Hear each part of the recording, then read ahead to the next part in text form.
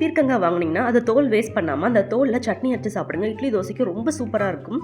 பீர்க்கங்காயை ரெகுலராக உங்கள் ஃபுட்டில் எடுத்துக்கிட்டிங்கன்னா வெயிட் லாஸ்க்கு ரொம்பவே ஹெல்ப் பண்ணும். ஏன்னா அதில் நீர்ச்சத்து அதிகமாக இருக்கிறதால. உங்கள் பாடியில் ரத்தம் ரொம்ப கம்மியாக இருக்குது, நீங்கள் ரொம்ப அனிமிக்காக இருக்கீங்கன்னா பீர்க்கங்காய் அதிகமாக எடுத்துக்கோங்க. அதே போல் நம்ம உடம்புல இருக்கிற நோய் எதிர்ப்பு சக்தியை அதிகப்படுத்தவும் இதை ஹெல்ப் பண்ணுது. ஸ்கின்னையுமே ரொம்ப பளபளப்பாக வச்சுக்கும். இப்போ இந்த சட்னி செய்யறதுக்கு கடாயில் 3 டேபிள் ஸ்பூன் நல்லெண்ணெய் விட்டுக்கிறேன். 2 டேபிள் ஸ்பூன் வெள்ளை உளுத்தம்பருப்பு, 2 டேபிள் ஸ்பூன் கடலைப்பருப்பு. இது லோ ஃப்ளேமில் வச்சு கோல்டன் ப்ரௌன் ஆனதும் காரத்துக்கு ஏற்ற மாதிரி காஞ்ச மிளகாய் ஆட் பண்ணிக்கோங்க. ஒரு 3 பூண்டு பல், ஒரு 7-8 சின்ன வெங்காயம், தேவையான அளவு சால்ட் போட்டு கொஞ்ச நேரம் இது வதக்குங்க. இந்த தோல் எல்லாமே நான் வாஷ் பண்ணி வச்சுருக்கேன், அதையும் இதில் ஆட் பண்ணிக்கலாம். கொஞ்சம் வதக்குனிங்கன்னா அந்த தோல் நல்லா வெந்துடும். அதுக்கப்புறம் ஒரு பத்தை தேங்காய் அதை சின்ன சின்னதாக கட் பண்ணி ஆட் பண்ணியிருக்கிறேன். ஒரு சின்ன சீடு அளவுக்கு புளி இருந்தால் போதும்.